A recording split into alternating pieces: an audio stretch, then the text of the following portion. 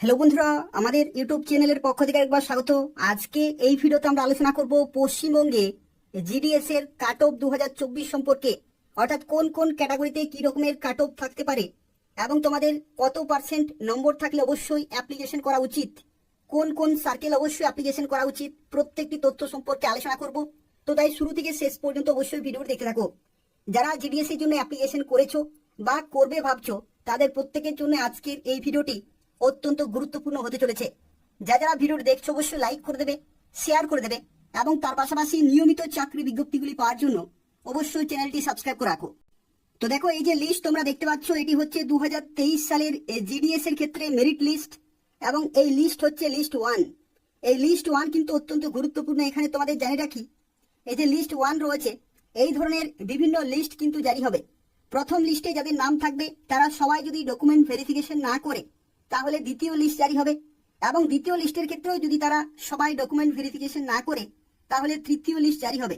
অর্থাৎ এইরকম ভাবে পরপর কিন্তু লিস্ট জারি হতে থাকবে এবং যতক্ষণ না পর্যন্ত টোটাল ভ্যাকেন্সি সংখ্যা কমপ্লিট হচ্ছে ততক্ষণ না পর্যন্ত কিন্তু লিস্ট বেরোতেই থাকবে। এবং 2023-এর ক্ষেত্রেও কিন্তু এইরকম ভাবে বিভিন্ন লিস্ট জারি হয়েছে এবং সেই সম্পর্কে পুরোপুরি আলোচনা করব। অর্থাৎ সর্বোচ্চ কাট অফ কত ছিল এবং সর্বনিম্ন কাট অফ কত ছিল সেই সম্পর্কে পুরোপুরি আলোচনা করব। এবং তোমাদের প্রত্যেককে আরো একটি তথ্য রিকমেন্ড করব, যেটি হচ্ছে যারা অ্যাপ্লিকেশন করবে শেষ লিস্ট পর্যন্ত তোমরা কিন্তু চেক করবে। যদি তোমাদের সেই সমস্ত যে কোনো একটি লিস্টে যদি তোমাদের নাম থাকে তাহলে তোমরাও নির্দিষ্ট সময়ের মধ্যে ডকুমেন্ট ভেরিফিকেশন করতে পারবে। তো সেক্ষেত্রে প্রত্যেকেই অ্যাপ্লিকেশন করার পরে লিস্টগুলো কিন্তু সময়ে সময় চেক করবে। এবং দেখো, প্রত্যেকটি লিস্টে এই রকমের ডেট কিন্তু পেয়ে যাবে। এই নির্দিষ্ট ডেটে তোমাদেরকে কিন্তু ডকুমেন্ট ভেরিফিকেশন করতে হবে। এবং এখানে আরো একটি তথ্য জানিয়ে রাখি, যারা 2024 সালে অ্যাপ্লিকেশন করছো বা করবে ভাবছো তাদের ক্ষেত্রে যে প্রথম মেরিট লিস্ট কবে জারি হবে। তো দেখো, 2023-এর ক্ষেত্রে যে অ্যাপ্লিকেশন সেটা এই যে জুলাই 2023-এর যে অ্যাপ্লিকেশন সেটা হয়েছিল আগস্ট মাসে, এবং দেখো সেপ্টেম্বর মাসে কিন্তু লিস্ট জারি হয়ে গেছে। অর্থাৎ সেপ্টেম্বর মাসে কিন্তু তোমাদের ডকুমেন্ট ভেরিফিকেশনে ডাকা হয়েছিল। একই রকম ভাবে 2024-এর ক্ষেত্রেও সেপ্টেম্বর মাসে তোমরা কিন্তু প্রথম লিস্ট পেয়ে যাবে। এখানে আরো একটি গুরুত্বপূর্ণ তথ্য অবশ্যই তোমাদের জেনে রাখা প্রয়োজন। দেখো, এই যে জিডিএস এর মেরিট লিস্ট রয়েছে, এখানে প্রচুর ক্যান্ডিডেটের নাম কিন্তু রয়েছে। আমি তোমাকে দেখিয়ে দিচ্ছি এখানে টোটাল কতজন ক্যান্ডিডেট ডাক পেয়েছে। এখানে দেখো 2111 জন ক্যান্ডিডেট কিন্তু ডাক পেয়েছে ডকুমেন্ট ভেরিফিকেশনের জন্য। এবং এই যে টোটাল 2111 জন ক্যান্ডিডেট সবাই কিন্তু ডকুমেন্ট ভেরিফিকেশন করে না, এটাই বাস্তব সত্য। অর্থাৎ ম্যাক্সিমাম ক্যান্ডিডেট কিন্তু জয়েন করতে চায় না জিডিএস এ। তো যে কারণে এই যে টোটাল নাম্বার তোমরা দেখতে পাচ্ছ, তারা প্রত্যেকে কিন্তু ডকুমেন্ট ভেরিফিকেশন করে না। যারা জয়েন করতে চায় তারা ডকুমেন্ট ভেরিফিকেশন করে, এবং যারা ডকুমেন্ট ভেরিফিকেশন করে না সেই যে সংখ্যাটি, সেই টোটাল যে সংখ্যা বাকি থাকছে ততজন ক্যান্ডিডেট কিন্তু দ্বিতীয় লিস্টে ডাক পায়। তো সেক্ষেত্রে তোমরা দ্বিতীয় লিস্ট চেক করলে বুঝতে পারবে যে কত সংখ্যক ক্যান্ডিডেট প্রথম লিস্টে ডকুমেন্ট ভেরিফিকেশন করেনি। তো দেখো, এটা হচ্ছে দ্বিতীয় লিস্ট। অর্থাৎ তোমরা এখানে দেখতে পাচ্ছ এটা হচ্ছে শিডিউল টু জুলাই 2023-এর দ্বিতীয় লিস্ট রয়েছে। এবং যেখানে দেখো এক মাস পরে অর্থাৎ সেপ্টেম্বরের পরেই অক্টোবর মাসে দ্বিতীয় লিস্ট কিন্তু জারি হয়েছে। এবং এই লিস্টে তোমরা দেখো এখানে টোটাল ক্যান্ডিডেট ডাক পেয়েছে 925 জন। টোটাল কিন্তু 925 জন দ্বিতীয় লিস্টে ডাক পেয়েছে। তো সেক্ষেত্রে তোমরা বুঝতে পারছো যে প্রথম লিস্টে এত সংখ্যক ক্যান্ডিডেট কিন্তু ডকুমেন্ট ভেরিফিকেশন করেনি। তো সেক্ষেত্রে প্রথম লিস্টে যদি তোমাদের নাম না থাকে তাহলে অবশ্যই দ্বিতীয় লিস্ট তোমাকে চেক করতে হবে। দ্বিতীয় লিস্টে যদি না থাকে তাহলে তৃতীয় লিস্টে তোমাকে চেক করতে হবে। অর্থাৎ যতগুলি লিস্ট বেরোচ্ছে প্রত্যেকটি লিস্টের জন্য তোমাকে কিন্তু অপেক্ষা করতে হবে এবং সেই সমস্ত লিস্ট কিন্তু বারবার চেক করতে হবে। যেখানে দেখো বিভিন্ন ডিভিশনে, যেমন পুরুলিয়ার ক্ষেত্রে দেখো এখানে 92 কিন্তু রয়েছে এসসি ক্যাটাগরিতে। বিভিন্ন ডিভিশনে বিভিন্ন ব্রাঞ্চের ক্ষেত্রে দেখো এখানে 92 কিন্তু রয়েছে।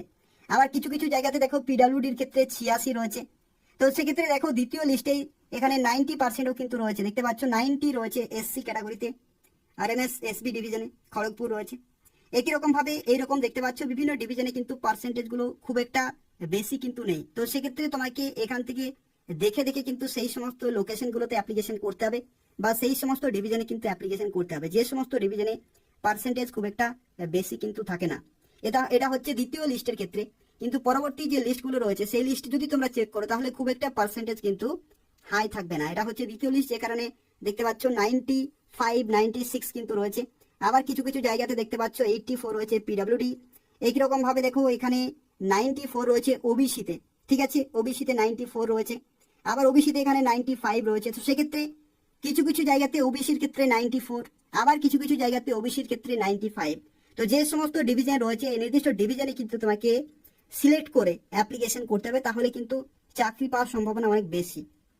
এখানে দেখো 92 রয়েছে, 93 রয়েছে, 92 রয়েছে, এগুলো হচ্ছে দ্বিতীয় লিস্টের ক্ষেত্রে এই রকমের পার্সেন্টেজ কিন্তু রয়েছে।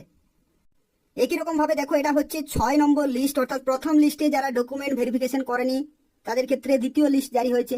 দ্বিতীয় লিস্টের পরে তৃতীয়, চতুর্থ, পঞ্চম, ষষ্ঠ, এটা হচ্ছে 6 নম্বর লিস্ট রয়েছে। দেখতে পাচ্ছ এখানে শিডিউল 2 জুলাই 2023, যেখানে জানুয়ারি 10 তারিখের মধ্যেই ডকুমেন্ট ভেরিফিকেশন করতে কিন্তু বলা হয়েছিল।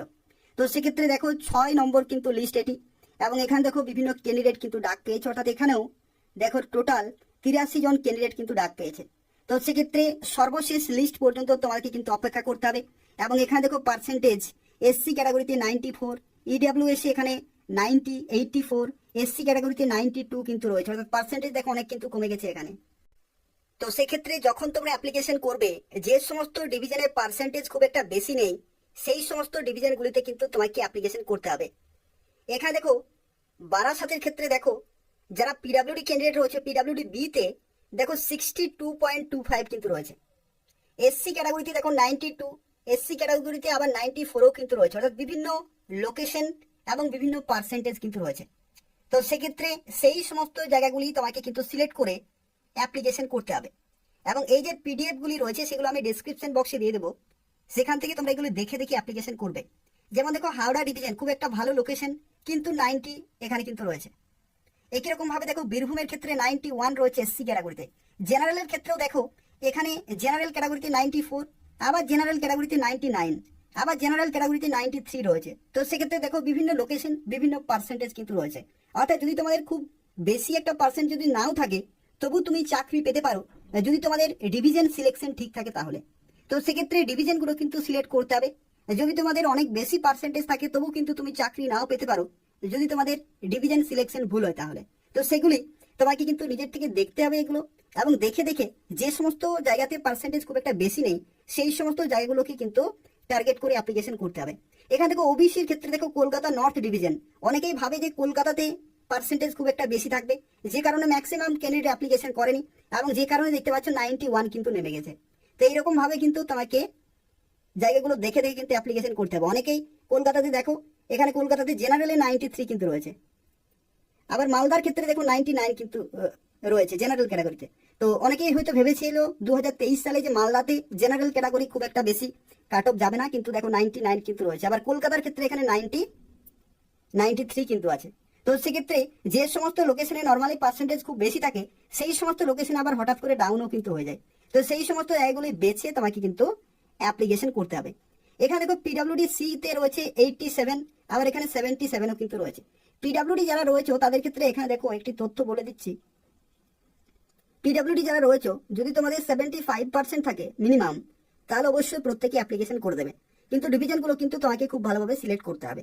75% প্লাস যদি থাকে পিডাব্লিউডি ক্যান্ডিডেট অবশ্যই অ্যাপ্লিকেশন করে দেবে। এখানে দেখো যদি তুমি জেনারেল ক্যাটাগরি হয়ে থাকো, জেনারেল ক্যাটাগরি যদি তুমি হয়ে থাকো তাহলে দেখো বিভিন্ন জায়গাতে কিন্তু পার্সেন্টেজ বিভিন্ন রয়েছে, এবং তোমাদের অবশ্যই প্রত্যেককে রিকমেন্ড করবো জেনারেল, অথবা যদি তুমি ওবিসি ক্যাটাগরি হয়ে থাকো, অথবা যদি তুমি এসসি,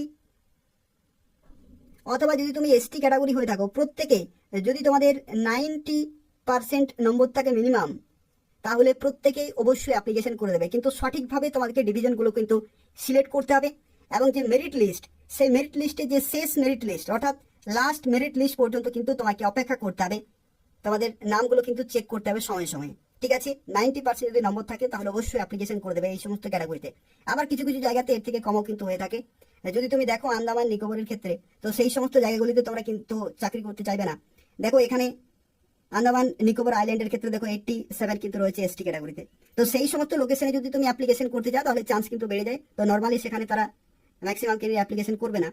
তো যে কারণে দেখো যদি তুমি পশ্চিমবঙ্গের 23টি জেলার বিভিন্ন ডিভিশনে অ্যাপ্লিকেশন করতে চাও, তো সেক্ষেত্রে মোর দেন 90% নম্বর থাকলে প্রত্যেকে অবশ্যই অ্যাপ্লিকেশন করে দেবে। তার কারণ হচ্ছে 2024 সালে ভ্যাকেন্সিও ভালো রয়েছে, এবং তোমাদেরকে একটি ভিডিওর মাধ্যমে জানিয়েছিলাম যে রেলওয়ের তরফ থেকে যেহেতু 2024 সালে নিয়োগ করা হচ্ছে, তো সেক্ষেত্রে ম্যাক্সিমাম ক্যান্ডিডেট সেই সমস্ত পরীক্ষার জন্য প্রিপারেশন নেবে। এমনকি ডাব্লিউবিপিএসসি যে ক্লার্কশিপের যে বিজ্ঞপ্তি জারি হয়েছে তার কিন্তু পরীক্ষা রয়েছে নভেম্বর মাসে। তো সেক্ষেত্রে সেটার জন্য অনেকে কিন্তু প্রিপারেশন নেবে, যে কারণে জিডিএসে তারা কিন্তু জয়েন করবে না। অ্যাপ্লিকেশন অনেকেই করে দেবে কিন্তু জয়েন করবে না।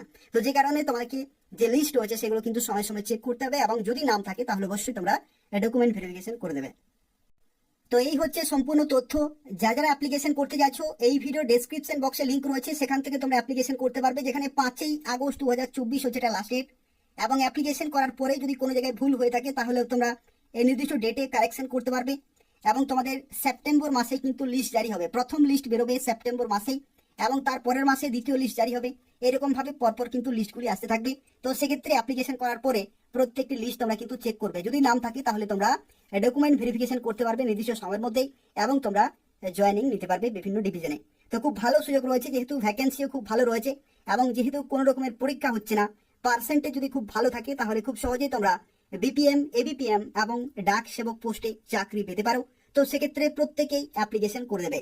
এই ভিডিও ডেসক্রিপশন বক্স চেক করো, সেখান থেকে তোমরা অ্যাপ্লিকেশন করার লিঙ্ক পেয়ে যাবে, এবং যে কাট অফ ডিটেলগুলো আমি তোমাকে ডিসকাস করে দিলাম সেগুলো তোমরা কিন্তু চেক করতে পারবে, এবং সেই যে পার্সেন্টেজগুলো রয়েছে সেই পার্সেন্টেজগুলো দেখে দেখে তোমরা কিন্তু বিভিন্ন ডিভিশন ওয়াইজ কিন্তু অ্যাপ্লিকেশন করে দেবে। যারা ভিডিওটি দেখলে অবশ্যই লাইক করে দেবে, শেয়ার করে দেবে, এবং তার পাশাপাশি চাকরি সংক্রান্ত প্রত্যেকটি আপডেট পাওয়ার জন্য অবশ্যই চ্যানেলটি সাবস্ক্রাইব করে রাখো। ধন্যবাদ।